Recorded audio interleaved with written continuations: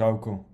Dlho som tu nebol, ja viem, ospravedlňujem sa, ale boli aj sviatky, nemal som čo k tomu povedať, lebo stále to išlo takisto, nechcel som stále robiť video každé 3 dní, že ideme trošku nižšie, alebo niečo, vieš, že nič sa nezmenilo.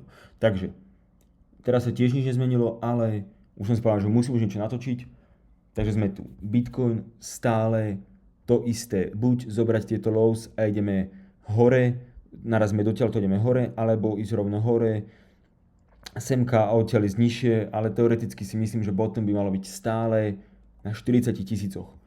Sice na daily sa nám mení to money flow, ideme už stále, ideme do zeleného, to znamená, že zaprvé to hovorí o tom, že je väčšia pravdepodobnosť, že pôjdeme hore, ale keby sa stane takáto vec, že by sme sa vydrbali dole, tak by to bolo ešte viac bullish, bolo by to stále viac a viac bullish. Preto vravím, že môže byť ten časový náš benefit toho, že keď väčšinou ideš strašne dlho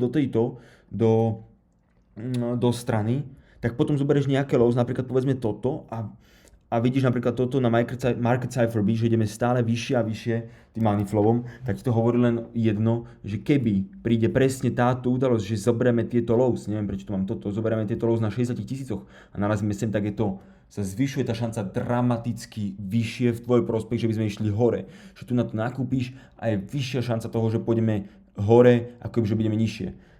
Tá šanca je vysoká aj tu, keď ideme povedzme tu na dole, zoberieme teda stále tieto lows a ideme hore, je stále vysoká, že by sme išli naspäť hore, zase tých 90 000 a odtiaľ dole, ale tým, že ideme dlho a ten money flow ide vyššie a postupne ideme vyššie, tak sa zvyšuje tá šanca. Amazoník ti poviem takto. Odrážame sa od Golden Pocketu z tohto low na toto high, ale stále by som chcel vidieť, aby sme išli sem, aby sme zobrali tieto lows a narazili sem niekam a išli hore. Sekundu. Máme tu green dot, nemáme bullish divergencie, na monthly tiež nič neprintujeme, ale tým, že zase čas hrá v náš prospech, lebo zase sa nám môže printnúť green dot a môžeme ísť znova hore, tak toto cháp. Circle, veľmi sa mi páči, pozri sa na ten weekly, že sme ho printli, išli sme dole, presne tu sme sa udržali, golden pocket, presne z low na high golden pocket a aj keď sme do neho ešte nevrazili, mohli by sme ešte pod neho a potom ho zobrať. A nie money flow, ale táto wave sa nám začína stáčať. To znamená, že na budúci týždeň, po na budúci týždeň by sme mohli printnúť green dot a ísť hore. Zobrať povedzme ešte lows a ísť hore. Lows myslí tieto lows, čo sú tu. Intel nám pušuje stále hore, ale ako hovorím, je to rezistencia. Áno, tá šanca toho, že pôjdeme hore je nižšia, ako to, že pôjdeme dole, lebo sme proste v rezistencii, ale môže sa stať, že pôjdeme hore, že vypálime, že sme tak bullish. Môže sa to stať, ale nepetoval by som na to, lebo šance tvoj prospekt sú nižšie.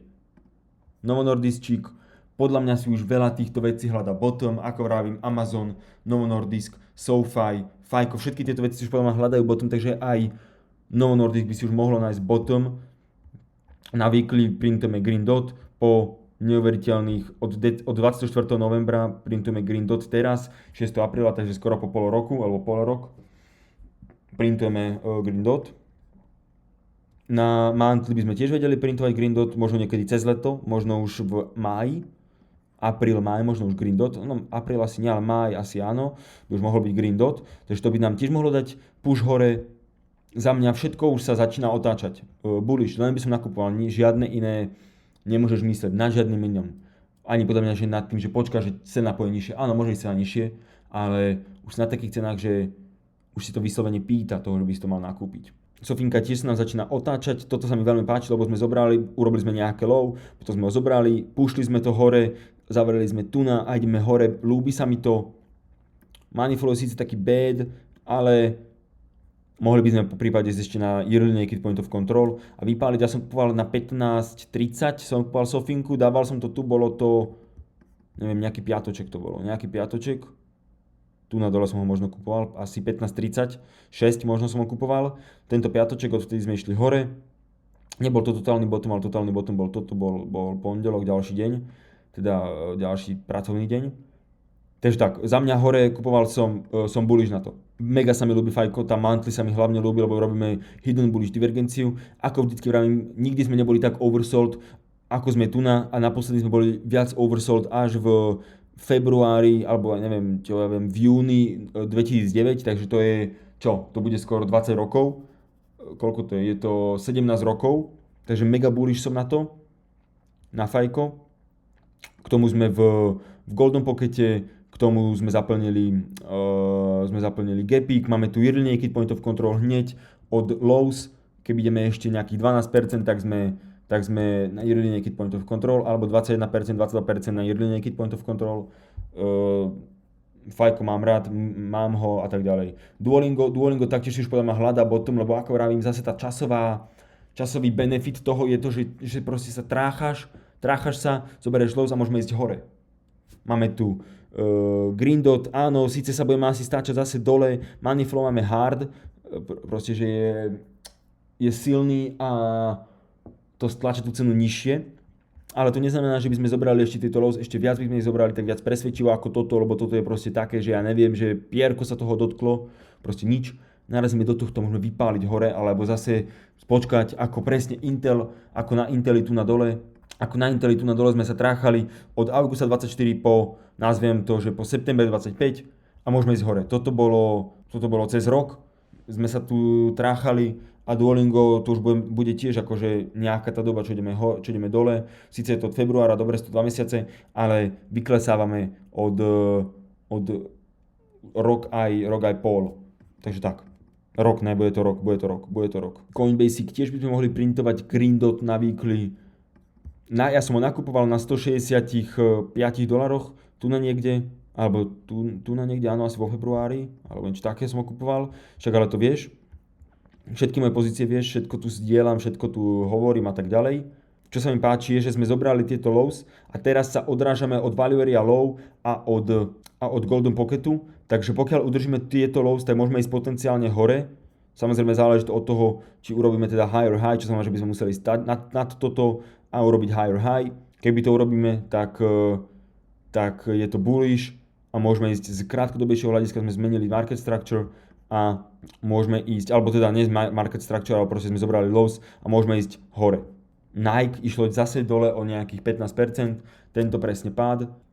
Ja som stále na neho bullish, nič sa nemení, tá weekly je extrémne oversold a vždycky, keď sme boli takto oversold, tak to bol väčšinou bottom a potom sme možno ešte išli aj nižšie, ale bol to proste bottom. Tuna, čo sme sa potom odrazili, išli sme, neviem, pol roka sme išli hore, tak tiež to bolo tu na dole a teraz sme ešte nižšie, tu na tiež, išli sme hore, takže za mňa to je len dobre a len by som nakupoval. Nakúpil som v mínuse, ale I don't care, len sa nakupuje. O Tesličke som hovoril, že Teslička, keď má moves, tak má moves, teraz presne ideme za chvíľku do Golden Pocketu, ten je presne tu, mám to tu zaznačené. Robíme hidden bullish divergencie, to je tá vec, robíme hidden bullish divergencie, to znamená, že ako ide cena vyššie, tak oscilátor ide nižšie, to je bullish a Tesla proste sa hýbe. Ona ide hore, dole, proste ona sa hýbe, nie? Dole, hore, dole, vieš, ona sa hýba, ona není ako ja neviem, čo by som tam dal, proste ako niečo iné. Ako napríklad Intel, že Intel sa trácha, ide hore, áno, ide, ale proste sa tu trácha, ale Teslička ide rýchlejšie. To sa mi na tom ľúbi, lebo sa na tom dajú dobre robiť moves. Keď to vieš kde kupovať a tak ďalej, dá sa to robiť. Ľúbi sa mi na weekly, že sa odrážame hore money flow, ja budem nakupovať Tesličku. Takže tak. A keby ideme aj sem do Golden Pocketu, tak hneď pod tým na $290 máme aj 50 EMA a potom tam máme aj 786, takže za mňa bullish a nič viac tomu neviem povedať, len že bullish. A že to má moves. SMCI vyklesalo, nemám čo k tomu povedať, sme teraz v retrace, za mňa keď chceš kupovať, tak len by som kupoval, nič iné by som ani nerobil. Máme tu túto 200 EMA, máme presne na 886 retrace z nejakého lows, čo som tu dal na toto all time high, takže za mňa nikde inde sa lepšie nekupovalo ako tu a keď si ešte všimneš, tak tieto lows máme hneď pod týmito lows, čo keby zoberieme, tak hneď máme 200 EMA a 886, nie je to náhoda, proste to tak funguje. MSTR za mňa vynikajúci tiež na nákup, keby zoberieme tieto lows, tak robíme bullish divergencie, máme tam value area low, jednu, tu máme ešte myslím, že jednu value area low, To si nie som istý, asi nie, ale tu máme teda Valerialov, aj tu máme niečo, takže tak, je to rýchle video, lebo v kuse sa vám opakujem, ale vravím, že sa mi to začína páčiť, lebo bottom by už mohol byť in. A toto podobné som začal aj v apríli minulého roka, že som si myslel, že pôjdeme ešte nižšie a nešli sme. A preto som začal kupovať už tento rok, som začal si kupovať o pár mesiacov skorej, ale to nevadí, lebo z dlhodobého hľadiska potom sa ti vlastne, keď kupuješ ten február, marec, apríl, pekne sa ti to zaverageuje a potom už kupuješ tie nižšie ceny a potom máš lepšiu nákupku, väčšia suma peňazí a môžeš ísť hore. Palantírik zase urobili sme mali sme tu nejaké low, to sme zobrali, potom sme išli nad, teraz sme sa zase odrazili hore, za mňa good, ale musíme ísť vyššie, musíme ísť na toto high, robíme na weekly green dot, čo sa mi ľúbi. Ja Palantír mám, ja som ho nakupoval niekedy ešte v novembri, možno, alebo v decembri, januári, niečo také, za $160, $165, takže akože som minuse, ale I don't care. Nevadí mi to, presne to je to, že som kupoval proste na horšej cene, ale to nevadí. Za mňa nevyzeráme za mňa zle. Môžeme ísť hore. Keby zoberieme tieto lows, tak toto by som sa pozeral tu na $105. A potom na 85 máme samozrejme Mantle, Yearly Naked Point of Control, za mňa extrémne supporty, máme tam aj 200 EMA. Takže tak. Takže odtiaľ to si myslím, že by sme vedeli ísť hore. Ak nie a zoberieme tieto lows, tak tu na zase nakupovať. Microsoftik by si tiež mohol hľadať tie lows. Presne toto sa stalo aj v marci, že som si myslel, že v marci, apríli, že by sme mohli ísť ešte nižšie a potom ísť hore, ale to sa nestalo, vlastne veľa ľudí sme nechali left out, že nenakúpili si a mysleli, že pôjdeme ešte nižšie, ja som bol jeden z nich, ale teraz to neurobím. Máme tu hidden bullish divergencie, lebo ako ide cena hore, tak oscilátory idú dole, máme tu k tomu ešte bullish divergencie, čo vieš, je najviac bullish vec, ako môžeš vidieť, hidden bullish divergencie a bullish divergencie je najviac bullish. Ešte raz, cena ide hore, divergencie idú dole a máš tu ešte aj lokálne bullish divergencie, takže tak, spĺňa všetko.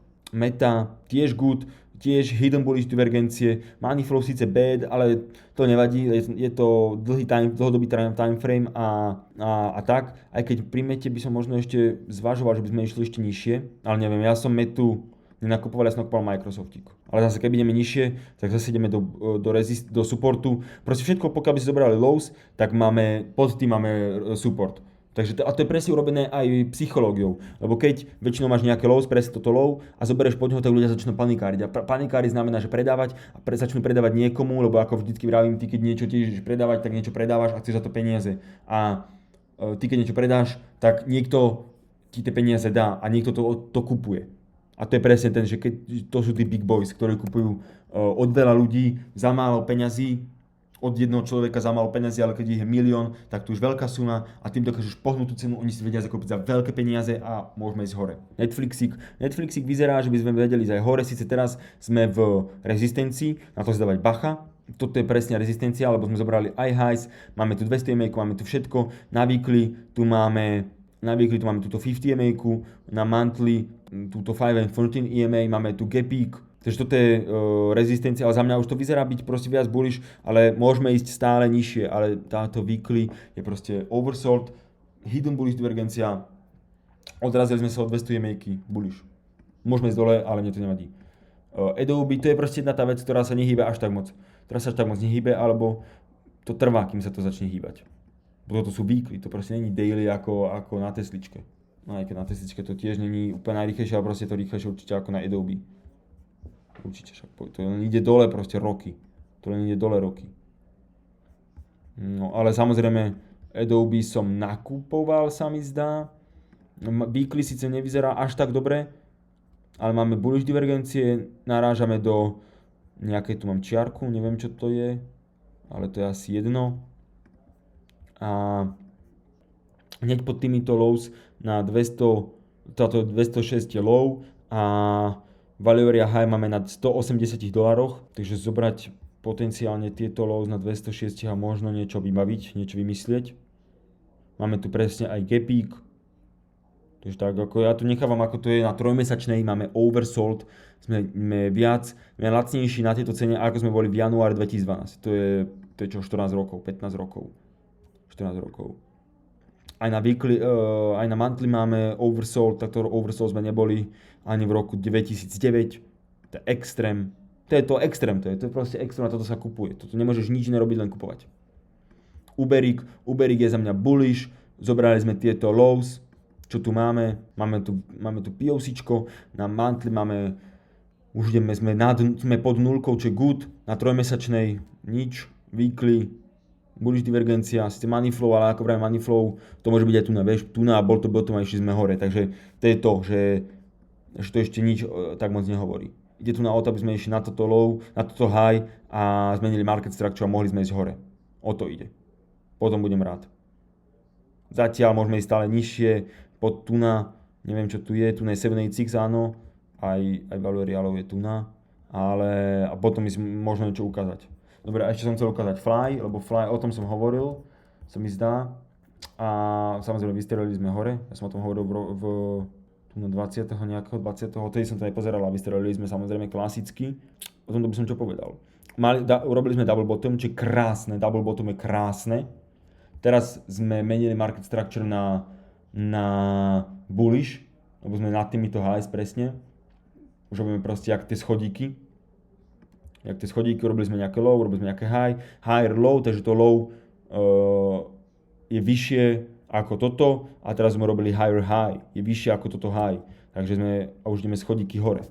Takže tak, čo by som čakal, nejaké retrace? Asi áno, ale tým, že sme boli vyklesaní extrémne, tak možno by to bolo už dobre nakúpiť aj tu na. Sice sme na daily sme oversold, nerobíme síce bearish divergencie, ale vyzerá to bullish, to money flow mi hovorí o tom, že pokračovanie je stále viac a viac pravdepodobné a že asi nebudeme zastojovať v blízkej dobe. To mi to hovorí, si myslím. Sice sme teraz v golden pockete a tak ďalej. Na weekly by sme tu mali, presne na weekly tu máme aj gapík, tak možno niečo ísť potiaľto a potom ísť dole, odtiaľto to je koľko. To je ešte 20%. No to neviem, či by som kvôli 20% oplatil. Tu na to nakúpať sme mali, keď už tak sme mali 60%. Nevadí. A MU sa ešte pozrieme Mikron. Mikroník tiež krásny, proste už to vyzerá, presne, že keď to vyzerá bearish, tedy treba nakupovať, lebo potom to môže byť bottom a si hovoríš, aký si tu 5, že si nenakúpil. Takže tak, máme tu bullish divergencie, nenarazili sme síce do golden pocketu, ale to nevadí. Tu nám máme niečo, počkať, Valoria low, OK, síce máme tu 50 make, no sme teraz zase v rezistencii, ale money flow je good, takže možno je toto bottom a môžeme ísť hore. To je tiež akože možné. Možno je toto bottom a môžeme ísť hore. Ešte keby spravíme niečo takéto. Tak aj toto je rezistencia. Toto je rezistencia a tam sa samozrejme ukáže. Dobre, toto bolo všetko. Ja som nakúpoval teda tú Sofinku a Microsoftík, ale to bolo pred tými 2 týždňami. A všetko dávam inak na Instagram. Sice tam tiež nie som aktívny, ale snažím sa začínať byť trošku. Lebo proste veci sa, nie že dejú sa mi, ale proste ja tiež vymýšľam blbosti ako vždy. Takže tak, ale samozrejme všetko, čo zarobím, tak dávam do akcií a tak ďalej. To stále je, ako vravím, stále ja chcem mať čím väčší a väčší tento. Proste účet, to je to, čo mne sa páči, ja to mám rád, ja potom idem, po tom feelingu, ak niekto chce byť väčší, čo samozrejme chcem byť, tak ja chcem mať aj to tlstejšie konto a o tom ide. Takže všetko, čo zarobím, alebo veľa z toho, čo zarobím, tak tam proste hodím, lebo chcem mať to väčšie konto a to 1%, keď urobíš denne, tak chcem, aby malo proste väčší PNL, chápeš. Takže o tom ide. Dobre, aj krásny deň a čau.